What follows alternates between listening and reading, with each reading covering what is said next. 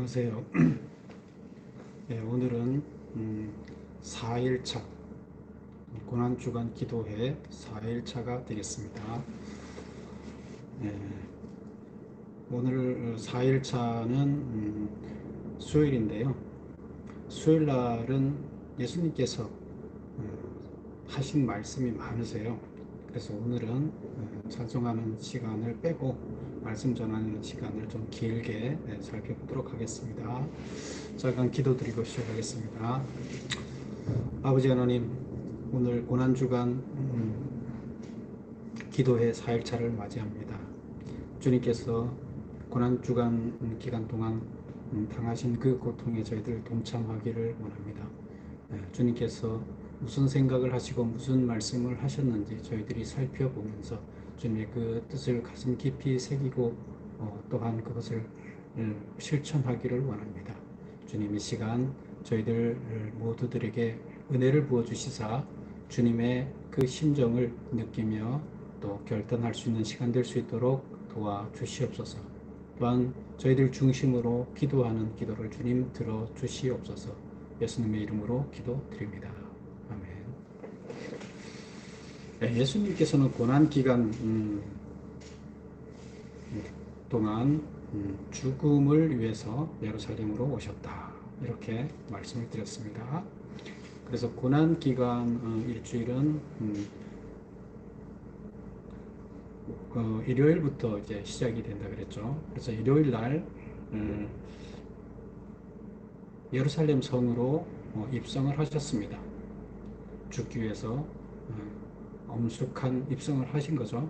그때 유월절을 지내기 위해서 전 세계에서 몰려든 사람들이 다 예수님을 환영하는 이런 일이 있었습니다. 그 환영은 무엇 때문에 그랬다?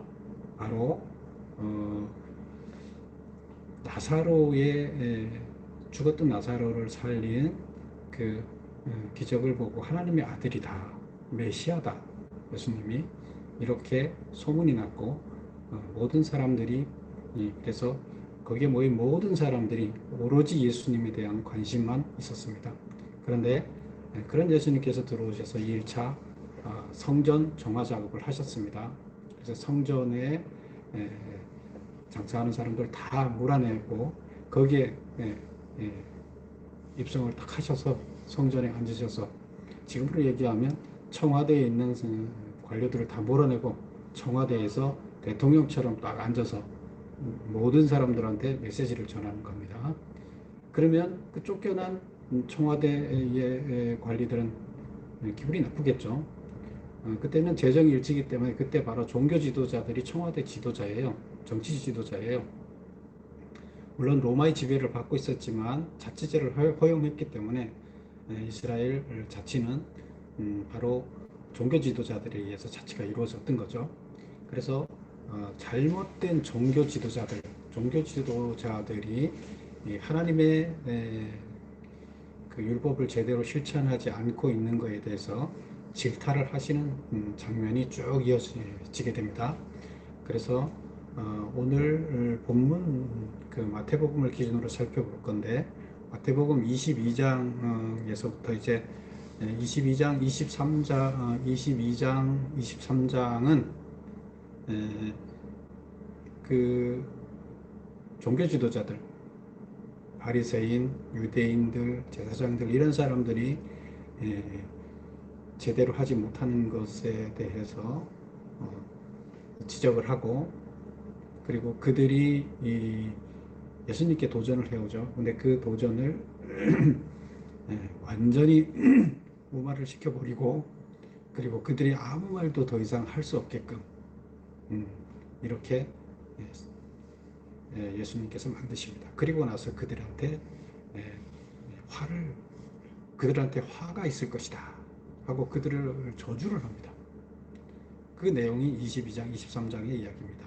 그리고 그 이야기 이후에는 종말과 심판에 대해서 이야기를 하십니다. 그래서 24장, 25장에서 종말과 심판에 대한 이야기를 하시고 오늘 그 이야기가 맞춰지는데 이 긴 이야기들을 간략하게 살펴보면서 예수님께서 의도하신 것이 무엇인지 살펴보도록 하겠습니다.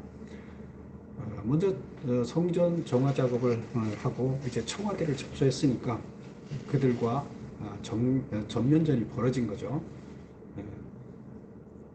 그래서 거기에 전면전에 이어지는 이제 이야기가 되겠습니다. 어제 이어지는 이야기를 보면 15절서부터 보면 22장 15절에 보면 이렇게 이야기가 시작됩니다.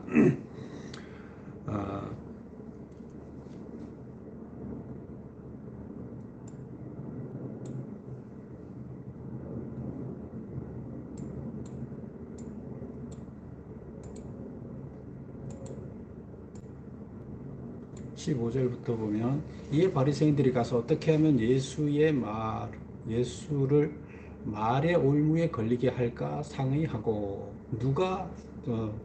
누구의 주체자가 바리새인들이 어떻게 하면 예수를 올무에 딱 걸리게 해서 꼼짝 못하게 할까, 이 말로 올무를 딱 걸어서 지금 말로 지금 민중들을 다 장악하고 있잖아요.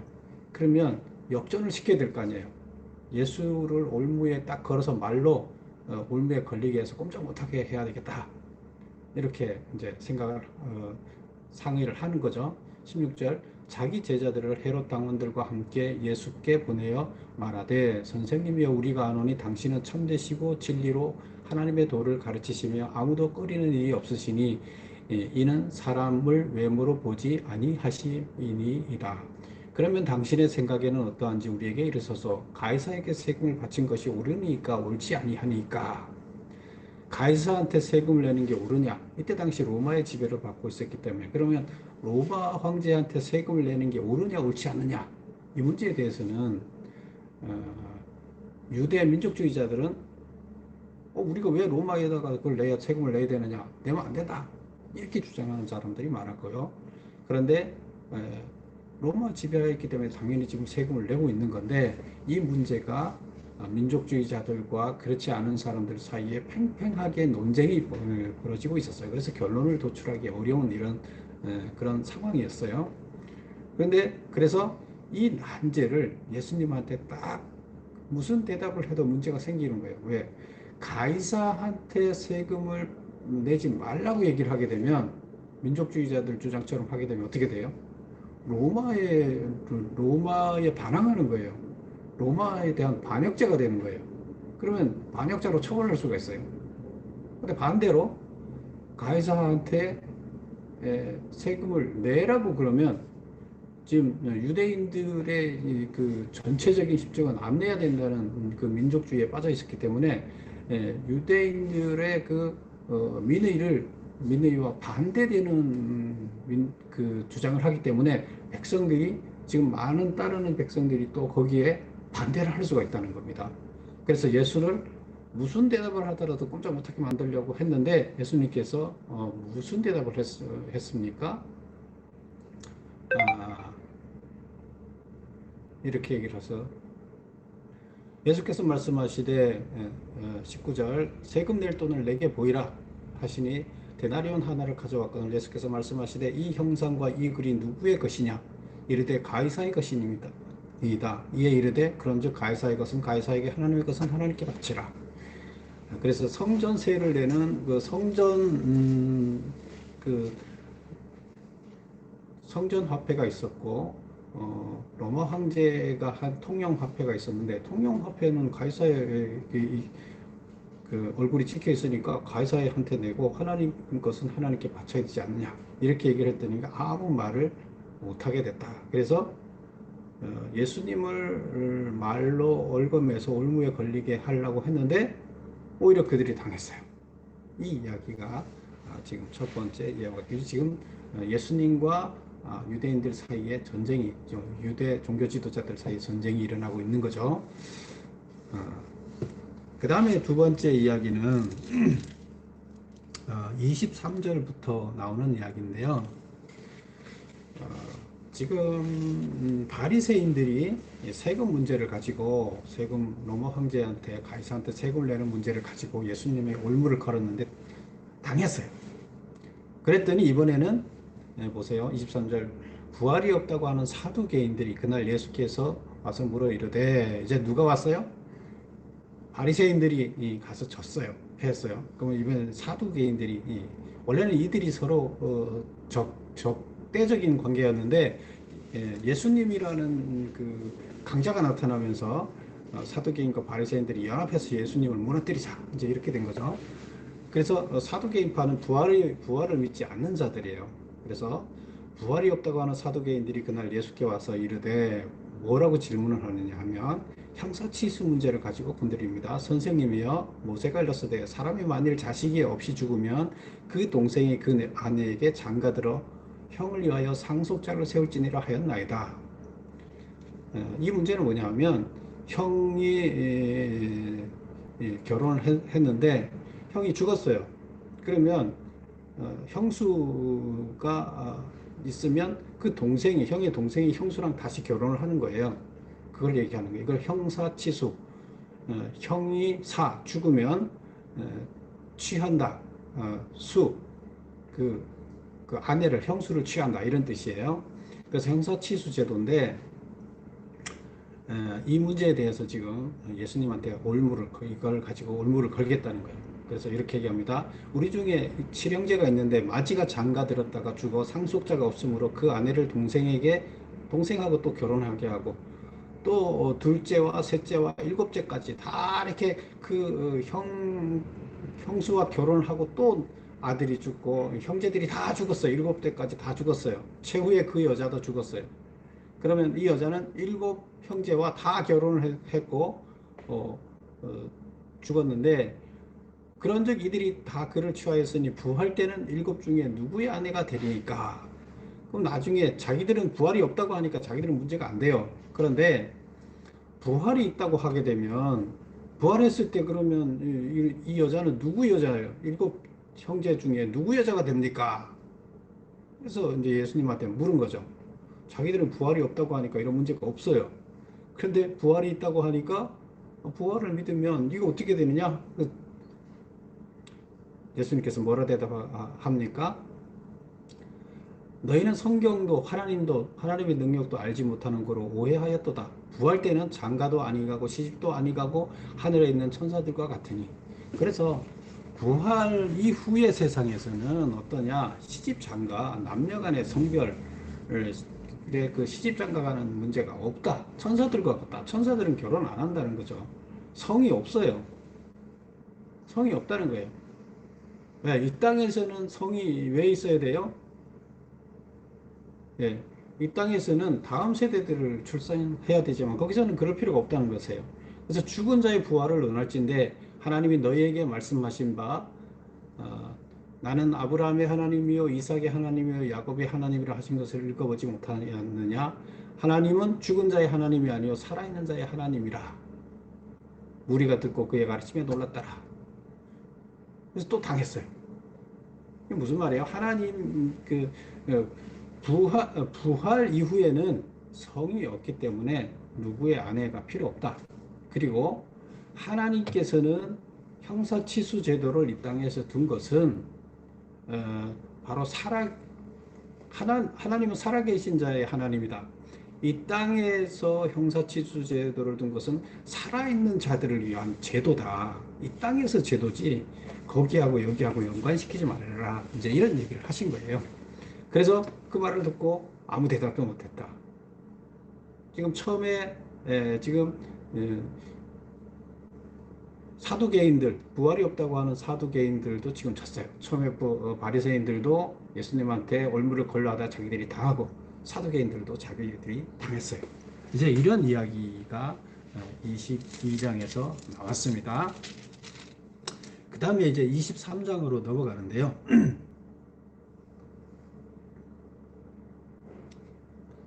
22장 마지막 절에서 한번 볼까요? 22장 마지막 절에 한마디도 능히 대답하는 자가 없고 그날부터 감히 그에게 묻는 자도 없더라. 그래서 한마디도 능히 대답하는 자가 없고 예수님이 질문을 하면 대답하는 자가 없고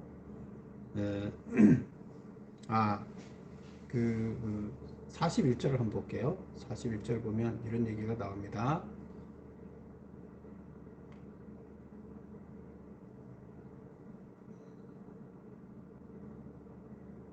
34절이 있네요. 34절.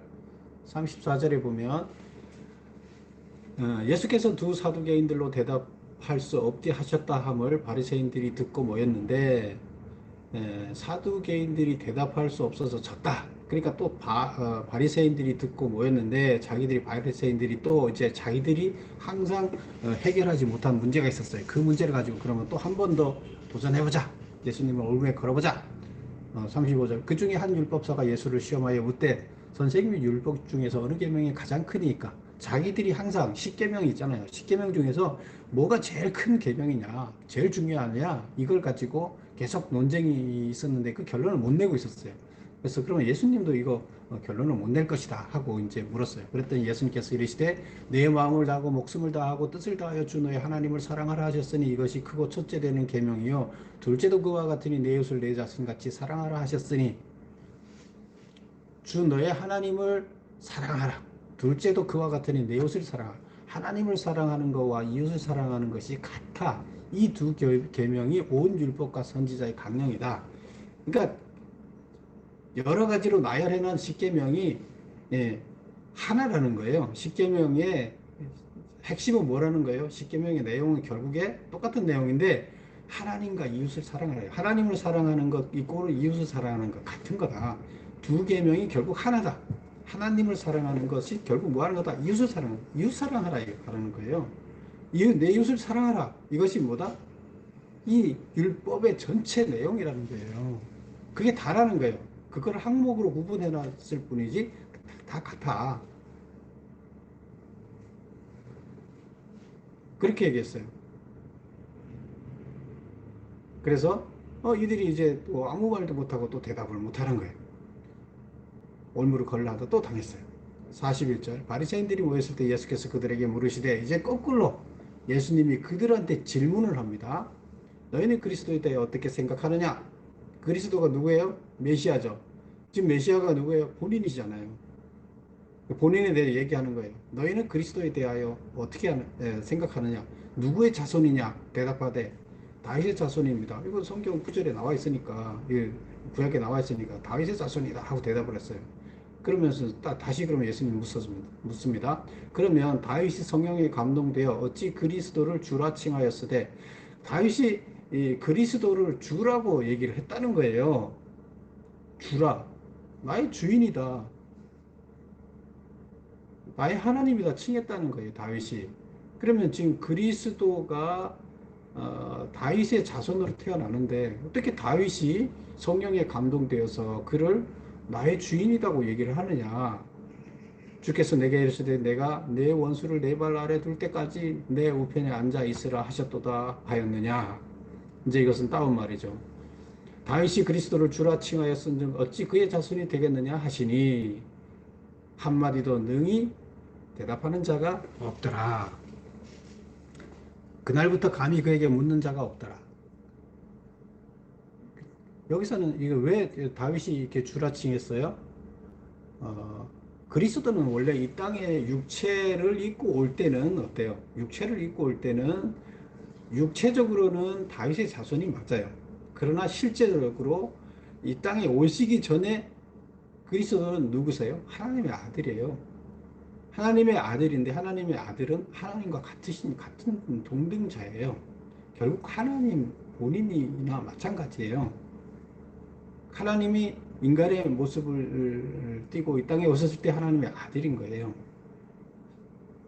그렇다 그러면 이미 오래전부터 계셨던 천지 창조 이전에 인간을 만들기 전에 이전에 계셨어요. 그러니까 주가 되는 거죠. 하나님이 되는 거죠. 그리스도가. 그런데 이들은 알 리가 없죠. 그래서 대답을 못했다. 그래서 더 이상 예수님하고 언쟁으로 싸울 생각을 못하고 어떻게 말로 그를 얽어매서 지금 청와대를 접수한 예수를 끌어내릴 생각을 더 이상 못했다. 이런 얘기가 됩니다. 이게 상황 정리가 된 거죠. 그래서 이제 완전히 청와대를 장악한 거예요. 예수님이 성전을 장악했다는 건 청와대, 완전히 청와대를 장악한 거예요. 장악하고 이제는 거꾸로 23장에서 나오는 이야기가 있습니다. 23장은 무슨 얘기를 합니까? 이제 서기관들과 바리새인들, 종교 지도자들 꾸짖는 이야기가 나옵니다. 23장 넘어가 볼까요? 이에 예수께서 무리와 제자들에게 말씀하여 이르시되 서기관들과 바리새인들이 모세 자리에 앉았으니 그러므로 무엇이든지 그들이 말하는 바는 행하고 지키되 그들이 행하는 바는 본받지 말라. 그래서 서기관들과 바리새인들이 모세의 자리에 앉았다. 가장 높은 자리에 앉아서 아주 거만해져 있다. 그러므로 무엇이든지 그들이 말하는 바는 행하고 그들이 말로 가르치는 것은 따라라. 말을 가르치는 것은 맞다. 그러나 그들이 행하는 것은 본받지 마라. 그들은 말로는 가르치고 얘기를 하지만 실제로 그들은 자기 가르친 대로 행하지 않는다. 그러니까 행하면 본받지 말라. 그들은 말만 하고 행하지 아니하며 또 무거운 짐을 묻고 사람의 어깨에 지우되 자기는 그것을 한 손가락으로 움직이려 하지 아니하며 그들의 모든 행위를 사람에게 보이고자 하나니 곧 그 경문띠를 넓게 하며 옷수를 길게 하고 잔치의 윗자리와 회당의 높은 자리와 시장에서 문안 받는 것과 사람에게 랍비라 칭함을 받는 것을 좋아하느니라. 그러나 너희는 랍비라 칭함을 받지 말라. 너희 선생은 하나요 너희는 다 형제니라. 이렇게 하면서 누구든지 자기를 높이는 자는 낮아지고 누구든지 자기를 낮추는 자는 높아지리라. 지금 종교 지도자들처럼 저렇게 하지 마라. 실천해라. 말로만 저렇게 하고 자기가 높아지려고 하는데 그렇게 하지 마라 하면서 이제 이 종교 지도자를 향해서 아주 저주를 퍼붓습니다. 화 있을진저 외식하는 서기관과 바리새인들이여 너희는 천국문을 사람 앞에서 닫고 너희는 들어가지 않고 들어가려 하는 자도 들어가지 못하게 하는도다. 23절 15절 화 있을진저 16절 화 있을진저 3번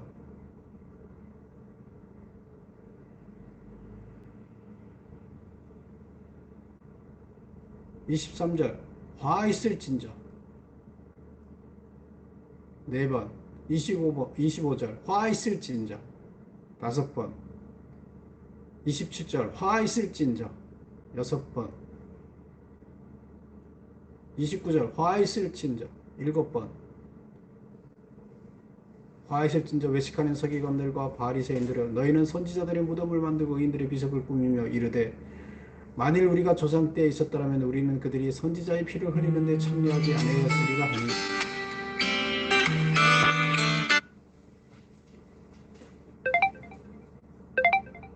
그러면 너희가 선지자를 죽인 자의 자손임을 스스로 증명하미로다.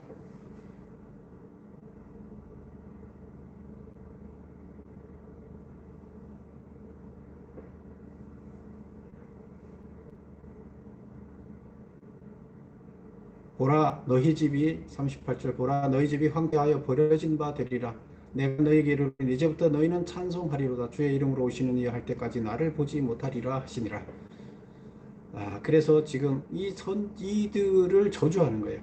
지금 종교 지도자들을 향해서 저주를 퍼붓는 이야기가 23장의 이야기가 되겠습니다. 그리고 그럼 결국에 예수님께서 여기서 하신 것은 뭐예요? 종교 지도자들하고 논쟁을 해서 완전히 성전을 장악하고 그들이 아무 말도 못하게 한 다음에 그들을 향해서 저주를 퍼붓습니다. 그들이 망쳤다. 그들이 공동체를 망쳤다. 그리고 그들이 하나님의 나라를 망쳤다. 이제 얘기를 하고 이제 24장에 가보겠습니다.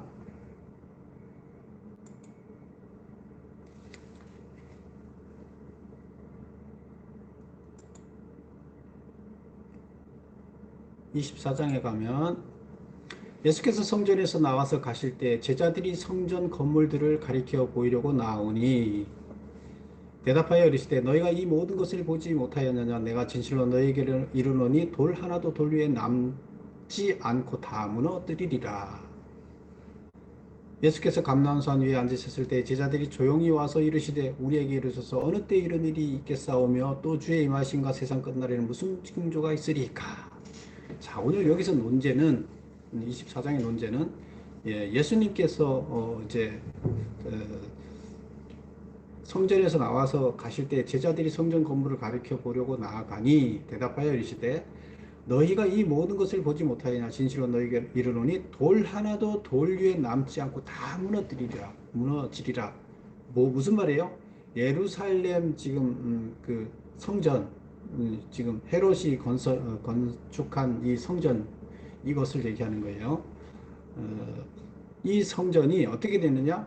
돌 위에 돌 하나도 남지 않고 다 무너뜨려. 지금 아주 굉장하게 헤롯 왕이 유대인들의 환심을 사기 위해서 옛날에 무너진 성전을 다시 지었어요. 그래 다시 지어서 헤롯 성전을 잘 지었어요. 하나님을 섬기는 성전을 헤롯 왕이 지어서 유대인들한테 그 분봉 왕이었죠. 로마의 그 통치자로서 이제 지역 그 왕을 세워놨는데 그 지역을 다스리는 분봉 왕이 이제 헤롯이었는데 그 헤롯 왕이 유대인들한테 환심을 사려고 로마 정부에도 잘 보이고 유대인들한테도 잘 보여 자기가 평안하게 거기를 잘 다스릴 거 아니에요.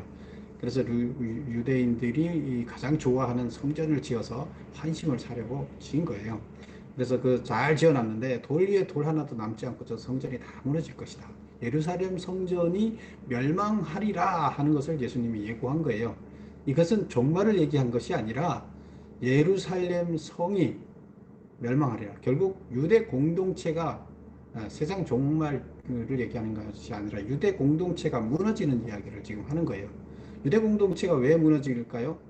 하나님과 계약을 맺었었는데 그 계약을 제대로 실천하지 못하면 지금 천국에 들어가지 못한다. 무너진다.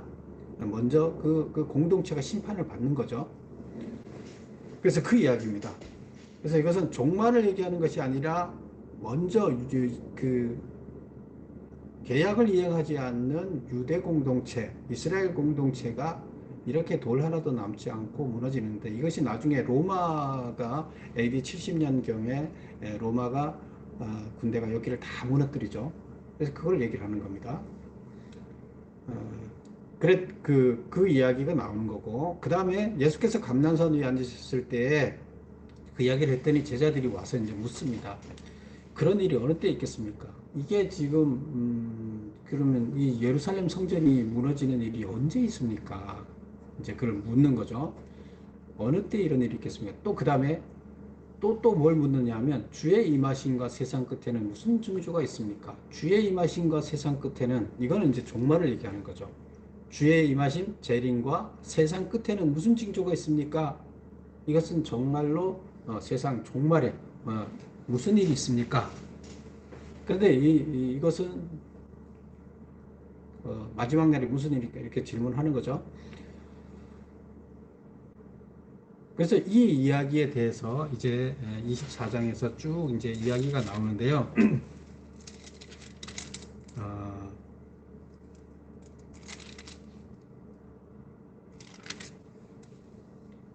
거기 보면 이제 예수께서 대답하여 이르시되 너희가 사람의 미혹을 받지 않도록 주의하라. 많은 사람들이 내 이름으로 하랬으나 나는 그리스도라 하여 많은 사람을 미혹하리라. 난리와 난리 소문을 듣겠으나 이제 쭉 이제 이렇게 이야기가 나옵니다.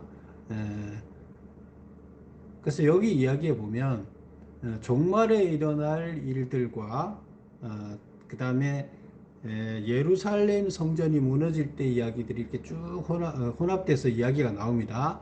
그래서 예루살렘 성전이 무너질 때는 밭에 있는 자는 겉옷을 가지러 뒤로 돌이키지 말고 아이벤 자들은 젖먹을 자들과 화가 있으리로다. 도망하는 일이 겨울에나 안식일에 되지 않도록 기도하라. 뭐 이런 이제 이야기를 쭉 이제 하시는 거예요.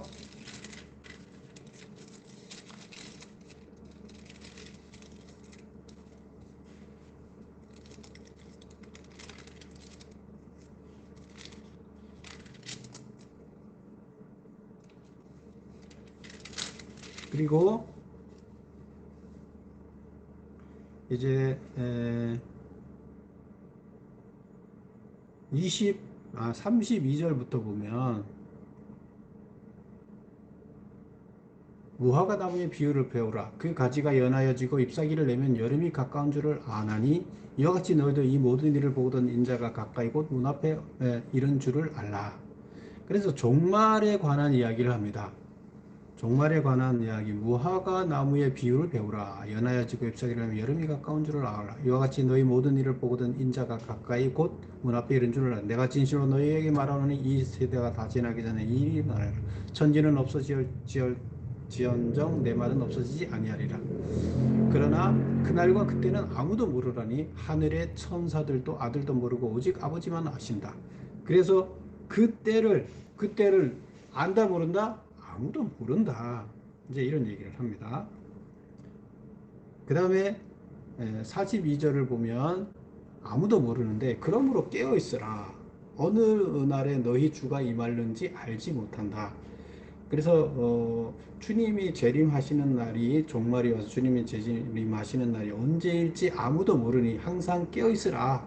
깨어 있으라. 이제 이런 얘기를 하는 거죠. 그 다음에 44절을 볼까요? 그러므로 너희도 준비하고 있으라. 생각지 않을 때 인자가 오리라. 충성되고 지혜 있는 종이 되어 주인에게 그 집 사람들을 맡아 때를 따라 양식을 나눠줄 자가 누구냐? 주인이 올 때 그 종이 그렇게 하는 것을 보면 그 종이 복이 있으리라. 준비하고 있으라. 뭘 준비하고 있는 거예요? 요런 걸 준비하고 있으라는 거예요. 충성되고 지혜 있는 종이 되어 주인에게 그 집 사람들을 맡아 때를 따라 양식을 나눠줄 자가 누구냐? 주인의 양식을 맡아서 나눠줄 자가 되어 있으라는 거예요. 주인이 올 때에 그 종이 그렇게 하는 것을 보면 그 종이 복이 있으리라. 뭘 준비하라? 이런 걸 준비하고 있을 거라는 거예요. 너희도 준비하고 있으라. 이걸 준비하고 있으라는 거예요. 내가 진실로 너에게 이르노니 주인이 그의 모든 소유를 그에게 맡기리라. 그래서 그때는 아무도 알지 못한다. 그러나 깨어 있으라. 깨어 있으라는 얘기는 깨어 있고 깨어 있으라는 게 준비하고 있으라는 얘기인데 잠자지 않다는 얘기가 아니라 항상 준비하고 있으라. 뭘 준비하고 있으라? 하나님의 충실한 종이 되어 하나님께서 원하시는 일을 충실히 하고 있는 자가 되라. 양식을 나눠줘. 그 집에 하나님의 일을 도맡아서 책임지고 양식을 나눠줘서 골고루 하나님의 자식들을 잘 관리해주는 자가 되어 있으라. 이런 얘기가 되겠습니다. 이게 준비하고 있고 깨어 있는 것이다. 네, 이런 얘기를 합니다. 그리고 이제 25장을 넘어가 볼게요. 이 종말 때 뭘 하고 있으라? 깨어 있으라. 아무 그 때는 모르지만 깨어 있으라. 그리고 다시 또 천국에 대해서 얘기를 하는데요. 그때 천국은 마치 등을 들고 신랑을 맞으러 나간 열 처녀와 같아. 그 중에 다섯은 미련하고 다섯은 슬기 있는 자라. 미련한 자들은 등을 가지되 기름을 가지지 아니하고 슬기 있는 자들은 그릇에 기름을 담아 등과 함께 가져갔더니 신랑이 더디움으로 다 졸며 잘세. 밤중에 소리가 나되 보라 신랑이로다 맞으러 나오라 하매 이에 그 처녀들이 다 일어나 등을 준비할세. 미련한 자들이 슬기 있는 자들에게 이르되 우리 등불이 꺼져가니 너희 기름을 좀 나눠달라 하거늘 슬기 있는 자들이 대답하여 이르되 우리와 너희가 쓰기에 다 부족할까 하노니 차라리 파는 자에게 가서 쓸 것을 사라. 그러다가 결국에 신랑을 맞이하지 못한다. 이제 이런 얘기가 되는 거예요. 그래서 이 얘기는 그 열처녀는 뭘 하고 있으라? 깨어 있으라. 기름을 준비하고 깨어 있으라. 그런즉 깨어 있으라. 너희는 그날과 그때를 알지 못한다. 하면서 열처녀가 그냥 잠자고 있지 말고 깨어 있으라. 깨어 있으라가 뭘 하라는 거라고요? 하나님의 뜻에 따라서 하나님이 원하는 일을 감당하고 있으라. 얘기가 된다는 거예요. 그래서 열처녀 비유를 통해서 어떻게 하는 것이 깨어 있는 거냐? 항상 기름을 준비하고 있는 거예요. 그러다가 신랑이 온다 소리치면 그때 기름 준비하러 가지 말고 평상시 삶 가운데서 하나님께서 원하시는 일을 하고 있으라. 깨어 있는 것이다. 그 다음에 14절부터 또 이제 달란트 비유가 나옵니다. 달란트 비유는 잘 알죠. 잠깐만 볼까요? 또 어떤 사람이 타국에 갈 때 그 종들을 불러 자기 소유를 맡긴 것 같으니 각각 그 재능대로 한 사람에게는 금 5달란트를, 한 사람에게는 2달란트를, 한 사람에게는 1달란트를 주고 떠났더니 5달란트를 받은 자는 바로 가서 그것으로 장사하여 5달란트를 남기고 1달란트를 받은 자는 가서 땅을 파고 그 주인의 돈을 감추어 뒀더니 오랜 후에 그 종들의 주인이 돌아와 그들과 결산할세 5달란트를 받았던 자는 5달란트를 더 가지고 와서 이르되 주인이여 여기 5달란트를 주셨는데 보소서 내게 5달란트를 남겼나이다. 내가 잘하였도다 착하고 충성된 종아 이렇게 얘기를 했어요. 이제 2달란트 잘했다 남겼어요. 1달란트를 받았던 자는 와서 이르되 주인이여 당신은 굳은 사람이라 심지 않은 데서 거두고 해치지 않은 데서 모으는 줄 내가 알았으므로 두려워하여 나가서 당신의 달란트를 땅에 감추어 두었나이다. 보소서 당신의 그것을 가지셨나이다. 그 주인이 대답하여 이르되 악하고 게으른 종아 나는 심지 않은 데서 거두고 해치지 않은 데서 모으는 줄로 내가 알았느냐.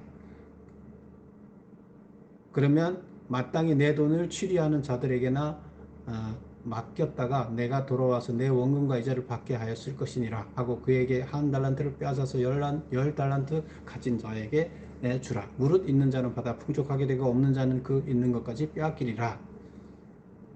이 무익한 종을 바깥 어두운 데로 내쫓으라. 거기서 슬피 울며 이를 갈리라 하니라. 자, 이건 무슨 얘기예요? 달란트 비유는 무슨 얘기예요? 게으르지 말고 같은 달란트를 준 대로 성실하게 살아내라. 천국은 이런 자의 것이다. 성실하게 살아내는 자, 달란트 역할을 맡은 달란트를 가지고 충분히 장사를 해서 이익을 내는 것이다. 깨어 있어라. 성실히 열심히 해라. 게으르지 마라. 이런 얘기를, 이런 자가 천국의 주인이 된다. 이제 이런 얘기를 하고, 이제 25장 이제 마지막에 보면 무슨 얘기를 하냐면 31절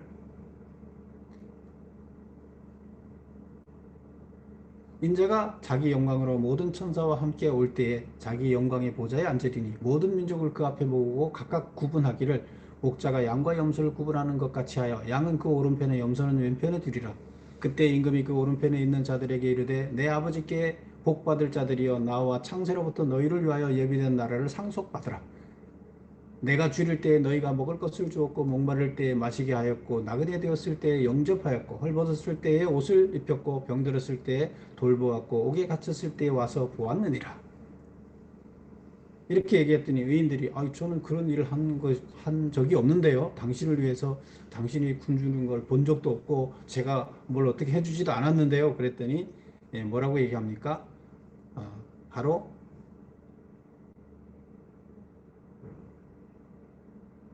임금이 대답하되 내가 진실로 너희에게 이르노니 너희가 여기 내 형제 중에 지극히 작은 자 하나에게 한 것이 곧 내게 한 것이니라. 우리는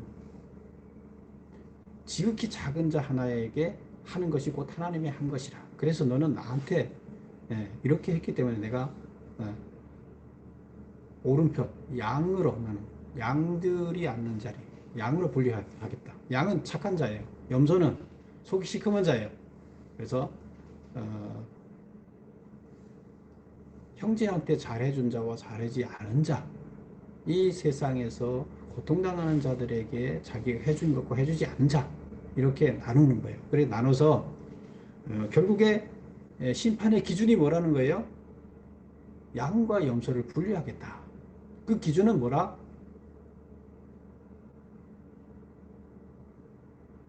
내 형제 중에 지극히 작은 자 하나에게 한 것. 지극히 작은 자에게 하나에게 한 것과 하지 않은 것을 구분하겠다는 거예요. 그래서 한 자는 구원을 받고 하지 않은 자는 구원받지 못한다. 이 심판의 기준이에요. 그래서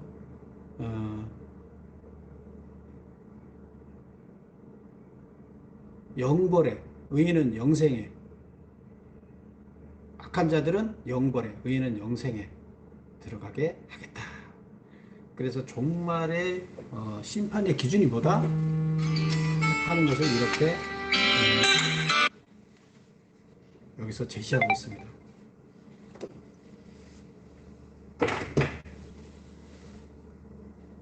오늘 이야기를 보면 지금 전체를 한번 정리를 해보면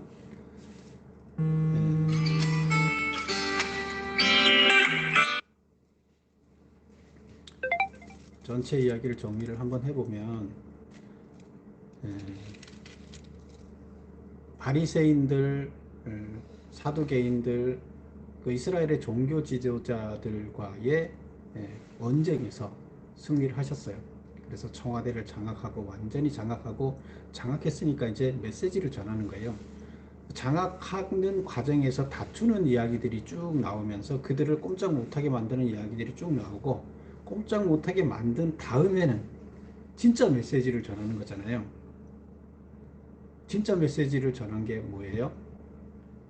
진짜 메시지를 전한 것이 바로 그들한테 저주를 내리는 거예요.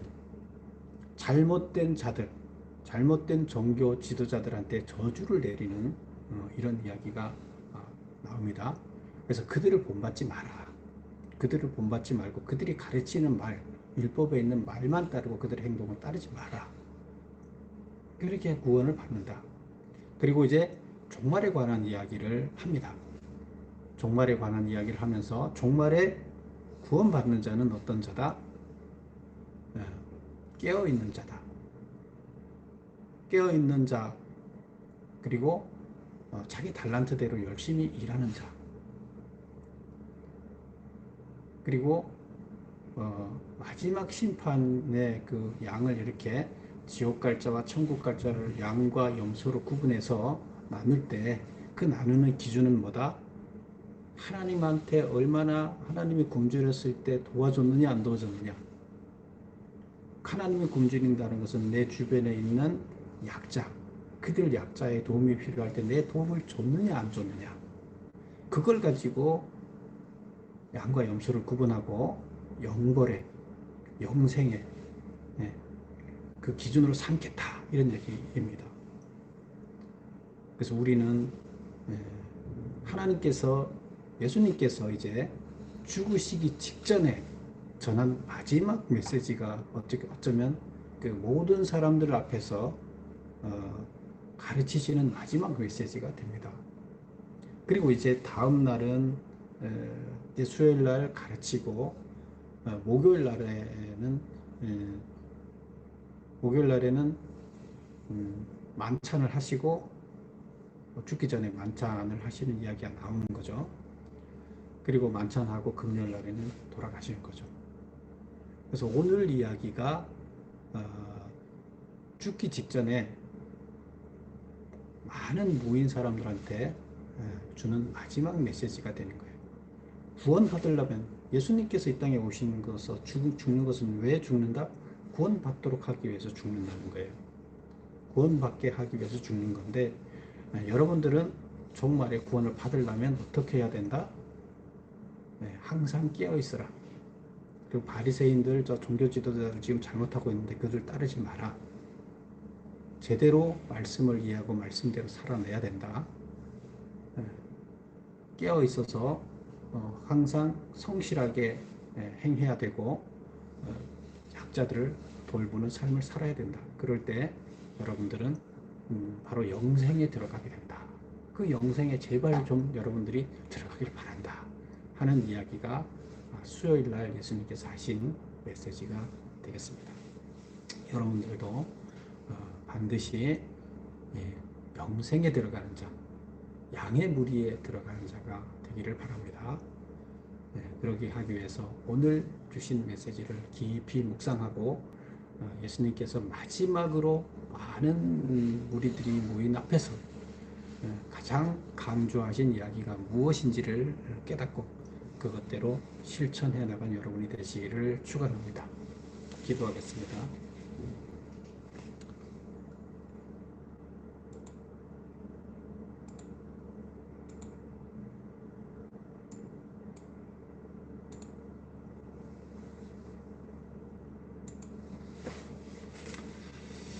아버지 하나님, 이제 주님께서 잘못된 종교관을 가진, 잘못된 신앙을 가진 종교 지도자들을 향해서 그들의 잘못을 지적하시고 그들의 잘못된 신앙이 많은 사람들을 죽음의 길로 이끈다고 말씀하셨습니다.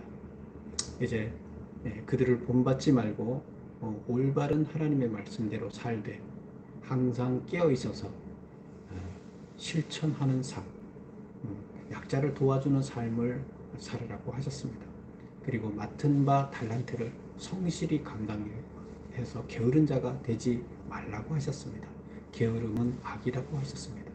하나님께서 이 땅에 보내신 우리들, 이 땅에서 하나님께서 원하시는 삶을 충분히 감당해내는 우리가 되기를 원합니다. 그렇게 될 수 있도록 도와주시고 예수님께서 우리에게 준 그 메시지가 우리의 가슴에 새겨져서 우리의 삶을 이끌어가는 자가 될 수 있도록 역사하여 주시옵소서. 예수님의 이름으로 기도드립니다. 아멘. 잠시 또 한 10분 동안 말씀 묵상하시면서 기도하시기 바랍니다.